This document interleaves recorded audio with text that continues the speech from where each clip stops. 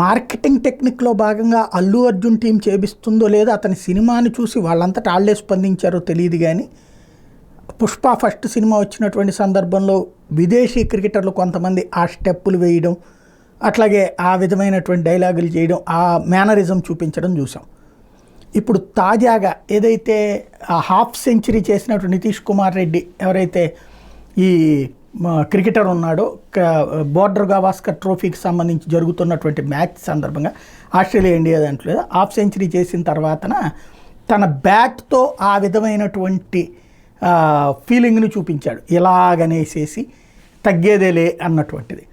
దాన్ని అది అందరూ చూస్తున్నారు కదా క్రికెట్ మ్యాచ్ అంటే. ఇప్పుడు ఆ మ్యాచ్ చూస్తున్నటువంటి సందర్భంగా కామెంటేటర్లకు కూడా ఆ సినిమా బాగా గుర్తుండిపోయినట్టుంది. అందుకనినే 'పుష్ప ది అల్లు అర్జున్ పిక్చర్' అంటూ వాళ్ళు కూడా కామెంట్ చేసుకొచ్చారు.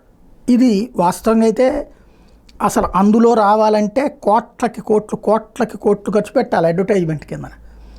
ఆ క్రికెటర్ మేనరిజం ప్రదర్శించడం దానికి వెంటనే కామెంటేటర్లు మాట్లాడడంతో పైసా ఖర్చు లేకుండా భారీ ప్రచారం వచ్చి పడింది కోట్లాది మంది చూసే క్రికెట్ మ్యాచ్ సందర్భంగా.